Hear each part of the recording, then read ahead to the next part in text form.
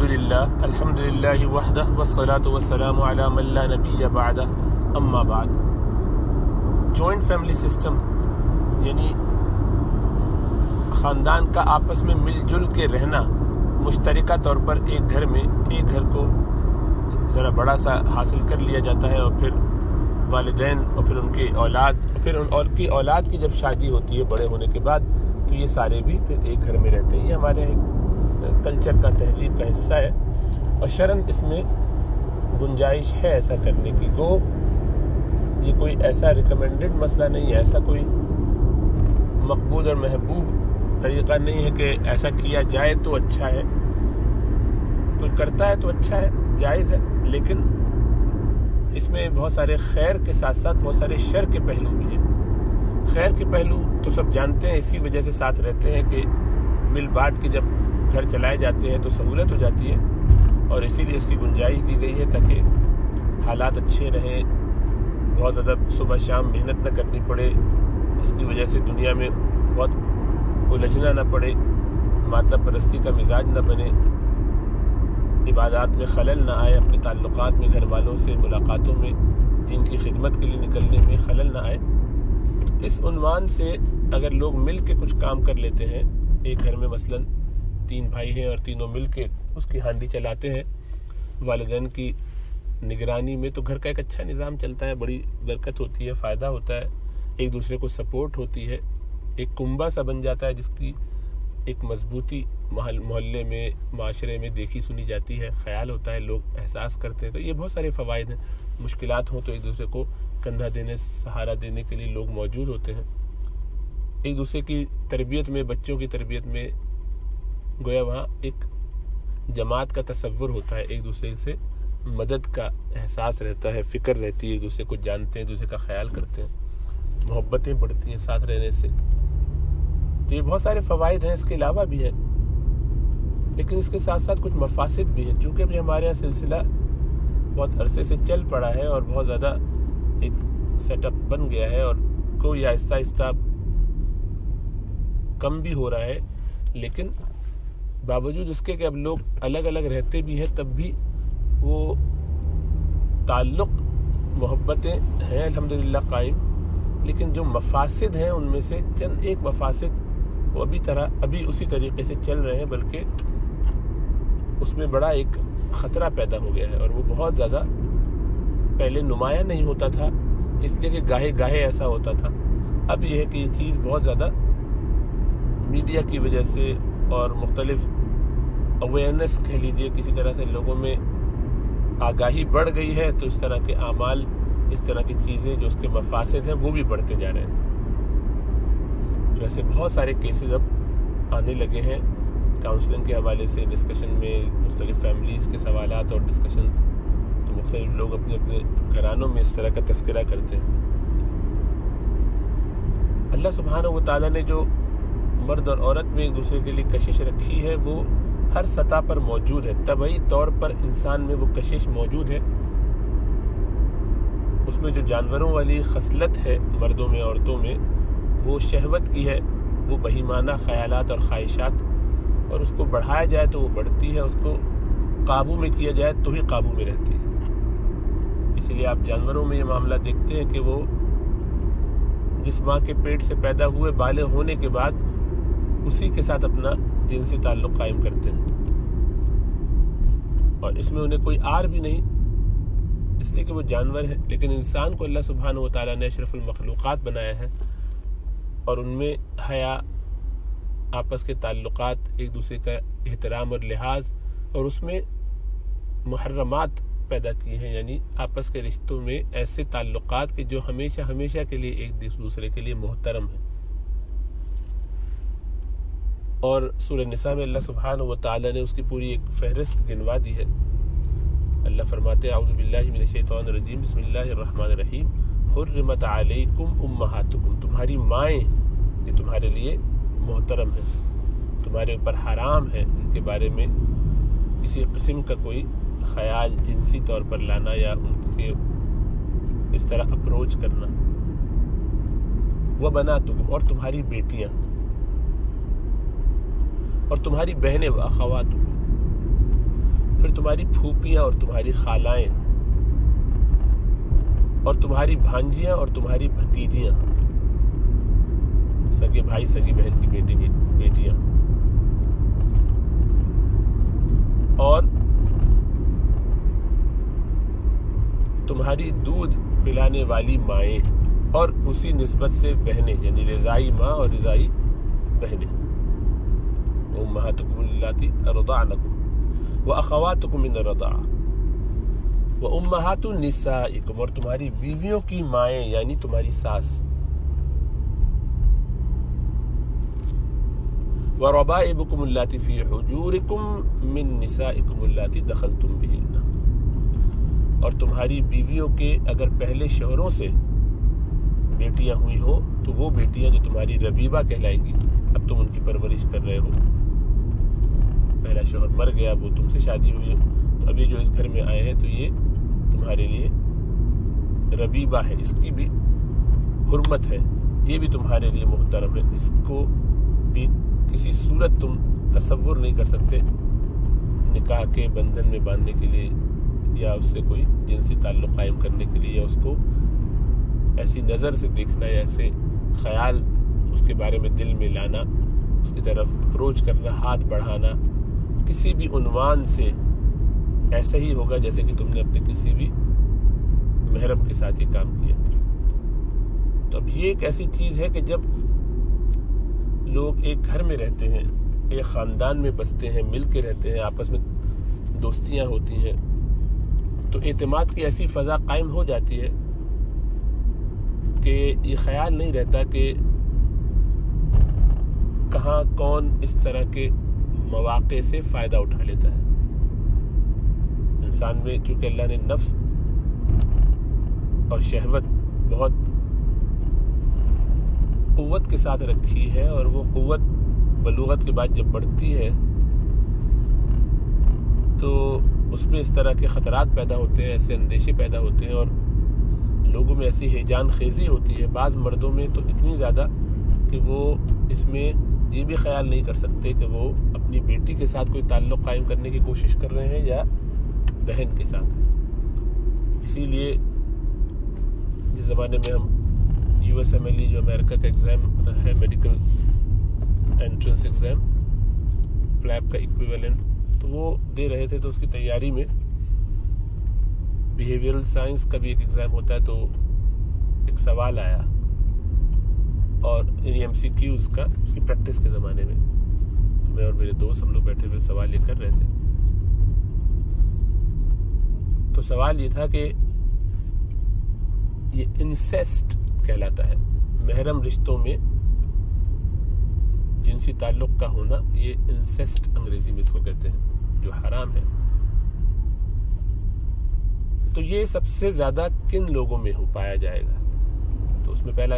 جیسے ایک اسٹیم یہ تھا ٹرو اور فالس بتانا تھا، یا چوز دا بیسٹ کرنا تھا، یا پک دا بیسٹ کرنا تھا، کہ بھائی اور بہن میں، سوتیلے باپ اور بیٹی میں یعنی سوتیلی بیٹی میں، سگے باپ اور سگی بیٹی میں، یا چچا بھتیجی میں۔ اب اس طرح کا جو سوال تھا وہ تو ذہن زیادہ تر اس پر جاتا ہے کہ سوتیلا باپ یہ کام کرتا ہو، حالانکہ وہ ربیب ہے، یہ اس کی ربیبہ ہے۔ تو اب ذہن زیادہ اس طرف مائل تھا کہ یہ ہونا چاہیے، اور یہ سن 2000 کی بات ہے، یعنی آج سے تقریباً 22 سال پرانی۔ تو حقیقت یہ ہے کہ اس کا جب ہم نے جواب دیکھا، اور جو وہ یہ تھا کہ سگے باپ اور سگی بیٹی میں، یعنی سگے باپ بیٹی میں انسیسٹ سب سے زیادہ ہے۔ یہ امریکہ کی اس زمانے کی اسٹیٹسٹکس تھی، اس لیے کہ وہاں نفس کو یہ چوری مل جاتی ہے کہ کوئی دیکھنے پوچھنے والا نہیں ہے، کوئی شک نہیں کرے گا، اپنی ہی بیٹی ہے، اپنی بیٹی کو گلے لگایا ہے، اپنی بیٹی کو اس کے جسم پہ، سر پہ ہاتھ پھیر رہے ہیں، پبلک میں بھی پھیر رہے ہیں، تو لوگ کہیں گے اپنی بیٹی سے بہت پیار ہے اس کو، اور وہ پاکیزہ محبت جو باپ اور بیٹی میں ہوتی ہے، اس کا خیال، اس کا تذکرہ وہ ذہن میں آتا ہے، تو سامنے والا کہتا ہے ماشاءاللہ، کوئی فکر کی بات۔ اور یہ یہ اپنی شہوت کے چکر میں اپنے خواہشات پوری کر رہے ہوتے ہیں. ایسا لمس، ایسا ہاتھ لگانا یہ بھی حرام ہے. اس طرح سے اپروچ کرنا یہ سب ناجائز ہے. اگر اپنی بیٹی کے ساتھ کوئی ایسا کرے تو اس کی بیوی اس پر حرام ہو جاتی ہے. اس کو حرمت مصاہرت کہتے ہیں. ایک بڑا مسئلہ ہے، اسی لیے اس میں بہت احتیاط کرنا چاہیے. باپ نے گلے لگایا لیکن اس کی نیت صاف تھی، بیٹی بالغ ہو چکی تھی، اس کی نیت میں فتور آ گیا، شہوت آ گئی، تب بھی نکاح خراب ہو جائے گا، ٹوٹ جائے گا نکاح بیوی سے. تو بہت خطرناک سلسلہ ہے یہ تو اپنی جگہ ہے ہی، لیکن اب اس میں ماں باپ کو اپنی اولاد کو بچانے کی بہت فکر کرنی چاہیے. لڑکوں کے ساتھ ہم عمر لڑکے 1-2 سال بڑے ہوتے ہیں وہ تو کرتے ہیں، اس طرح کی حرکتیں بہت کامن ہیں. اس سے تو بہت بچنا چاہیے. اسی لیے اس کا پہلے بھی عرض کر چکا ہوں کہ کبھی بھی ایک گھر میں جہاں بچے جمع ہوں، اگر رات میں سلیپ اوور کر رہے ہوں کزنز وغیرہ کے ہاں، تو بچے آپس میں نہیں سوئیں گے. یہ نہیں ہونا چاہیے کہ لڑکے ایک جگہ سو رہے ہوں، بلکہ لڑکے اپنے والدین کے ساتھ ہی سوئیں، اپنی فیملی ساتھ رہے، تاکہ اس پر نظر رہے اور اس طرح کے کسی عمل کو روکا جا سکے. اسی طریقے سے لڑکیوں کا معاملہ ہونا چاہیے کہ لڑکیاں ایک ساتھ نہ پڑی ہوں. کسی ایسی جگہ پر کوئی نہ سو رہا ہو کہ جہاں اس کے رشتہ داروں میں سے کسی کا آنا، آ کے ملنا، بیٹھنا، سونا، اس کو اپروچ کرنا یہ ممکن ہو. اب مثلا ماموں کے گھر میں ہے بچی، تو اس کو ایسا فری لانس نہ چھوڑ دیا جائے یہ سمجھ کے کہ بچی تو جہاں سو رہی ہے کوئی بات نہیں، اسی کمرے میں ماموں ہے یا برابر والے کمرے میں ماموں ہے، چچا ہے، تایا ہے، کہ یہ گھر کی بات ہے، کوئی مسئلہ نہیں. بعض اوقات یہ خیال ہوتا ہے کہ بچی تو بہت ہی چھوٹی ہے، 5 سال کی 6 سال کی بچی ہے، اس کو کون پوچھے گا. تو جان لینا چاہیے کہ شہوت اتنی خراب چیز ہے کہ وہ عمر کی بھی تحدید نہیں چاہتی، اسے کوئی اس سے فرق نہیں پڑتا. لوگوں میں شہوت کے ایسے مادے ہیں کہ وہ عمر بھی نہیں دیکھتے. اور یہ اگر آپ اب بھی پاکستان کی میڈیا میں اس طرح کے واقعات دیکھ لینے کے بعد، ایسی بچیوں کے ساتھ برے سلوک کر لینے کے بعد، ان کو قتل کر دینے اور مار دینے کے بعد کے واقعات کے بعد بھی نہ سمجھ پائیں اور آنکھوں کو نہ کھولیں، تو آپ سے زیادہ احمق اور کون ہوگا. اس میں سب سے زیادہ اہم کردار ماؤں کا ہے. ماؤں کی بہت بڑی ذمہ داری ہے. اور ایسے لوگ ہیں کہ جن کو جو اپنی اولاد کی طرف سے غافل رہتی ہیں، مائیں شاپنگ میں اور باہر جانا، ہر وقت نوکری، ادھر ادھر کوئی اپنے جھمیلے دوستوں میں بیٹھے ہوئے، ہر وقت ہا ہو کر رہے ہیں، بچوں کو لا کے چھوڑ دیا کزنس کے گھر میں اور وہاں یا رشتہ داروں کے گھر میں، سسرال میں. اب سارے بچے اپنے کھیل میں لگے ہوئے، اماں کو کوئی فکر نہیں بچہ کہاں پڑا ہے، کہاں سو رہا ہے، جا کے چیک نہیں کرتی، ویلیو نہیں اس کو کرتی، ان چیز کی اہمیت نہیں ہے. بس ہمیں اعتماد ہے، پورے گھر والوں پر اعتماد کر کے چھوڑ کے بیٹھے ہوئے. انہیں یہ اندازہ نہیں ہے کہ خود ان کے اپنے گھروں میں بیٹھ کے لوگ کیسے کام کر رہے ہیں اور کر دیتے ہیں. مردوں کے لیے مسئلہ اس لیے نہیں ہوتا، لڑکوں کے لیے مسئلہ نہیں ہوتا کہ عموماً لڑکے اس سے آؤٹ گرو کر جاتے ہیں، بڑے ہو جاتے ہیں تو وہ ان چیزوں کو بھول جاتے ہیں، نکل جاتے ہیں، اس لیے کہ ان کے اوپر اس کا کوئی خاص ایسا بڑا اثر نہیں ہوتا. لڑکیوں پر اس کا اثر بہت خراب ہوتا ہے. وہ سائیکولوجیکلی اس کی وجہ سے ایک اپنے آپ کو گندا ناپاک سمجھ رہی ہوتی ہے کہ مجھے ایک میرے شوہر کے علاوہ بھی کسی نے چھوا ہے کبھی. تو اس بچی کے لیے بڑے ہو کر بھی ایک ٹراما سا ہوتا ہے. وہ اپنے آپ کو مجرم اس طور پہ سمجھ رہی ہوتی ہے کہ کیا مجھے اپنے شوہر کو یہ بات بتانی چاہیے کہ نہیں. اگر وہ بتاتی ہے تو ظاہر بات ہے فساد ہوگا، شوہر بھی لڑے گا، نفرت کرے گا، گھر ٹوٹنے کا مسئلہ پیدا ہو جائے گا. اور جو لوگ انوالوڈ ہوتے ہیں بعض ان میں سے زندہ بھی ہوتے ہیں اور ساتھ بھی ہوتے ہیں، ان سے بھی ملنا جلنا ہوتا ہے. وہ پتہ چل جائے تو تعلقات خراب ہوں، لڑائی جھگڑے جنگیں شروع ہو سکتی ہیں. اور بعض دنیا ہی سے جا چکے ہیں تو پتہ ہی نہیں کہ ان کے بارے میں کیا کیا جائے، کیا بدگمانی ہو. اسی لیے یہاں آپ دیکھتے ہیں کہ اس طرح کی بات کھولنے کے نتیجے میں بڑے بڑے پرانے ایسے لوگ کہ جن کو بہت سراہا جاتا تھا کہ بہت انہوں نے خدمت کی، بہت چیریٹی ورک کیا، بہت ہائی لیول پہ گورنمنٹ میں کام کیا، مختلف چیریٹی کے آرگنائزیشنز میں، NGOs میں. اب حال یہ ہے کہ جب ان کے اس طرح کے کیسز آئے کہ وہ ہسپتال میں لوگوں کی خدمت کے نام پر اور پیڈز میں بچوں کے ان کو ہدیہ اور انعام دیتے تھے، تو اس میں اصل میں یہ سارے کام بھی ساتھ ساتھ چلاتے رہتے تھے. کئی ایسے کیسز کھلنے کی وجہ سے ان سے سارے وہ آنرز بھی واپس لیے گئے. اب ان کو مرنے کے بعد بھی لان تان کیا جا رہا ہے، گالم گلوچ کی جاتی رہی. چند سال پہلے یہ برطانیہ کا واقعہ ہے. تو اب عجیب بات ہے، یہ ایک ڈائلما ایسا ہے کہ جس کی وجہ سے وہ بچی پھنس کے رہ جاتی ہے کہ وہ کرے کیا، لیکن اس کے ذہن سے وہ چیز نہیں نکلتی ہے، نہیں نکل سکتی ہے، کیونکہ یہ ایک پریشانی کی بات ہے۔ تو بچے بہت چھوٹی عمر سے ان کو بالکل الگ سلانا چاہیے، بہن بھائی بھی ساتھ نہ سوئیں، بچے چھوٹے ہوں تب بھی نہ سوئیں، کیونکہ تعلقات آج کل میڈیا کی وجہ سے ایسے جنسی خیالات، یہ احساسات بہت بڑھا چڑھا کے پیدا کیے جا رہے ہیں اور پیدا ہو رہے ہیں۔ تو بظاہر ان چیزوں کو ہائی لائٹ تو کیا جاتا ہے ان معاشروں میں، لیکن اس کے اثرات نہیں ہوتے کچھ، اس لیے کہ یہاں پر معاملہ قانونی طور پر کیا جاتا ہے کہ قانون ان کو سختی سے پکڑے گا، اور لوگوں کا مزاج یہ ہے کہ وہ جب تک اندر سے ان کا تزکیہ نہ ہو اس وقت تک ان کے معاملات درست نہیں ہو سکتے ہیں۔ یہ تو بیماری ہے، قانون سے زیادہ سے زیادہ آپ کو روکتا ہے، ڈرا دیتا ہے، دھمکا دیتا ہے، سزا دے دیتا ہے، آپ بھگت لیتے ہیں، بھگتنے کے بعد پھر انہیں کام میں لگ جاتے ہیں۔ تو یہ طریقہ کار درست نہیں ہے، بلکہ طریقہ یہ ہے کہ ایسے لوگوں کو باقاعدہ ان کا تزکیہ کیا جائے، انہیں خود آ کے معلوم کرنا چاہیے، علماء سے، اہل اللہ سے ان کے پاس بیٹھنا چاہیے اور کہنا چاہیے کہ مجھے یہ مسائل ہیں، شادی شدہ نہیں ہے تو شادی کرانی چاہیے جلد از جلد، اور شادی ہے ہوئی اور پھر ایک بیوی سے ضرورت پوری نہیں ہوتی تو دوسری بیوی کا انتظام کرنا چاہیے، لیکن یہ علماء سے معلوم کریں کہ بعض لوگوں کے لیے ایسا کرنا واجب کے درجے میں ہوتا ہے، لیکن بعض لوگ ایسے ہیں کہ وہ چونکہ اپنے آپ کو ان گندے کاموں میں الجھائے رکھتے ہیں، مثلا یہ کہ پورنوگرافی دیکھ رہے ہیں، ناپاکی کے گندے کاموں میں لگے ہوئے ہیں، گناہوں کے کام میں سنتے سمجھتے دیکھتے رہتے ہیں، ایسے دوستوں میں اٹھتے بیٹھتے ہیں کہ جہاں یہی باتیں ہو رہی ہیں،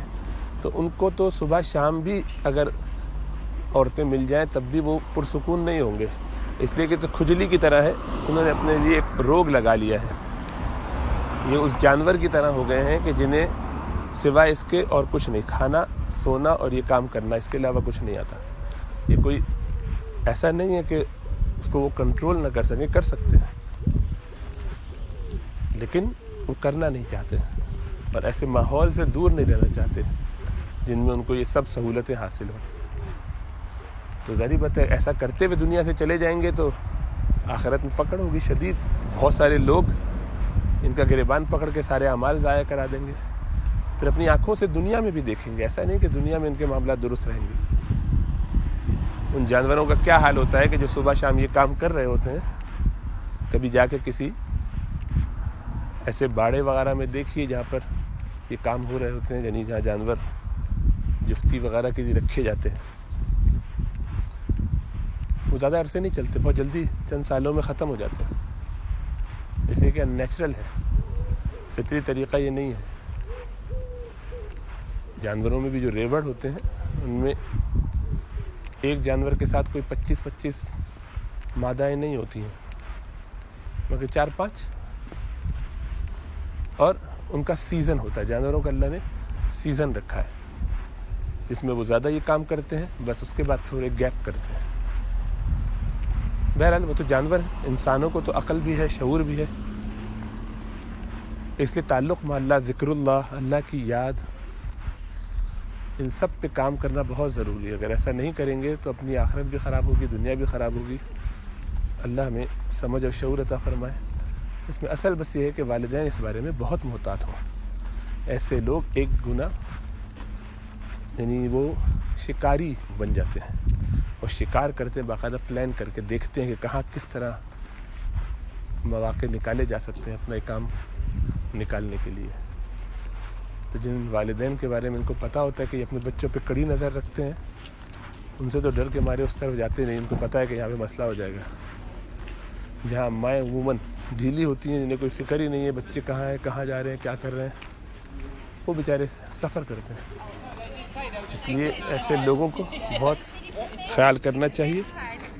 اگر ان کو اس طرح کے مسائل ہیں تو علماء سے رجوع کریں، اللہ والوں سے رجوع کریں، اپنے معاملات کو درست کریں۔ اللہ سب پر اپنا کرم اور فضل فرمائے، اللہ سب پر اپنی رحمت نازل فرمائے۔ اب ایسے لوگوں کے بارے میں دعا بھی کیجیے، اللہ ان کو ہدایت دے اور ان کی اصلاح فرما دے۔ بعض لوگوں کو یہ میڈیکل پرابلم بھی ہوتا ہے، بہت کم، لیکن بہت ہی کم. اور لیکن یہ کہ اب جو ماضی کی چیزیں ہوں، جن لوگوں کے ساتھ ہوا ہے ایسا معاملہ، انہیں بھی چاہیے کہ اپنے دلوں سے ان چیزوں کو نکالیں. اصل میں ان کا کوئی قصور نہیں ہے، اللہ کی طرف سے ان پر کوئی قدغن پکڑ نہیں ہے. ہو سکتا ہے کہ جنہوں نے کیا ہو ایسے لوگ بھی عموماً بچپنے میں بے وقوفی میں کر دیتے ہیں. بعض شادی شدہ نہیں ہوتے، بعض ہوتے ہیں. بہرحال سب کو اللہ کی خاطر معاف کر کے آئندہ اس پر بہت زیادہ توجہ دینے کی ضرورت ہے. اس پہ باقاعدہ نظر رکھیں اور دیکھیں ان معاملات کو اپنے گھروں میں. یعنی میں یہ نہیں کہہ رہا کہ اب لوگ اس طرح کے کیسز اٹھا کے ایکسپوز کرنا شروع کریں اور دوسروں کو بتانا شروع کریں اور پبلک لے آئیں. یہ بری بات ہے. اللہ کے رسول صلی اللہ علیہ وسلم نے فرمایا کہ جو شخص دوسروں کے عیب کے پیچھے پڑتا ہے اس کو اللہ سبحانہ تعالیٰ سب کے سامنے قیامت دنیا میں بھی رسوا کریں گے، خواہ وہ اپنے گھر میں ہی ہو. اسی طرح آپ نے فرمایا کہ جو کسی کے عیوب کی پردہ پوشی کرتا ہے، قیامت میں اللہ اس کے عیوب کو چھپائیں گے، اس کے لیے تکلیف بچائیں گے. ظاہر بات ہے بہت پریشانی اور شرم کی بات ہوتی ہے ایسے لوگوں کے لیے. اس لیے جو ہو چکا اس پر استغفار کر کے اور معاف کر کے آئندہ اس کی طرف بہت سخت توجہ دینے کی ضرورت ہے. خاندان میں جب بھی لوگ جمع ہوں، شادیوں میں ہوتے ہیں، عموماً سمر کی چھٹیاں آ رہی ہیں، تو اس لیے موقع مجھے اچھا لگا کہ اس پہ بات کر لی جائے. اس کے کیسز بار بار آ رہے ہیں، تو سمر میں لوگ جمع ہوں گے تو بہت نظر رکھی جائے کہ کیا ہو رہا ہے، کہاں چل رہا ہے سلسلہ. اور اپنے بچوں کی بہت نگہداشت کیجیے، نظر رکھیے ان پہ، کہاں سو رہے ہیں، کیسے سو رہے ہیں. اللہ سب پر اپنا کرم اور فضل فرمائے.